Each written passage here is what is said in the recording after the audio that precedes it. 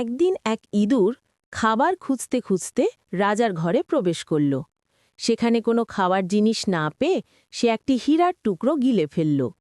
এদিকে হীরা চুরি হওয়ার কারণে রাজপ্রাসাদে হুলস্থুল কাণ্ড বেড়ে গেল। রাজামশাই জ্যোতিষীকে ডাকলেন। গণনা করে জ্যোতিষী বলল, হীরার টুকরোটি একটি ইঁদুর খেয়ে ফেলছে। সেনাপতি হীরা উদ্ধারের জন্য ঢেড়া পেটিয়ে পুরস্কার ঘোষণা করল।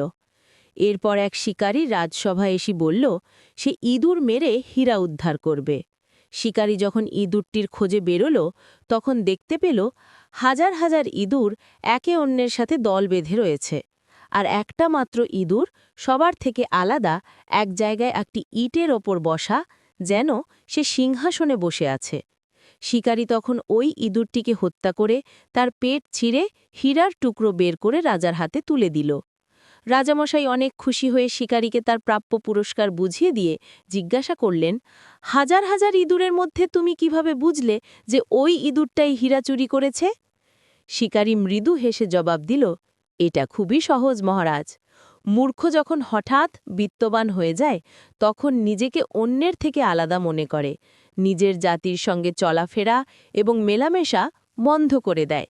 এই মূর্খ ইঁদুরটাও তাই করেছিল।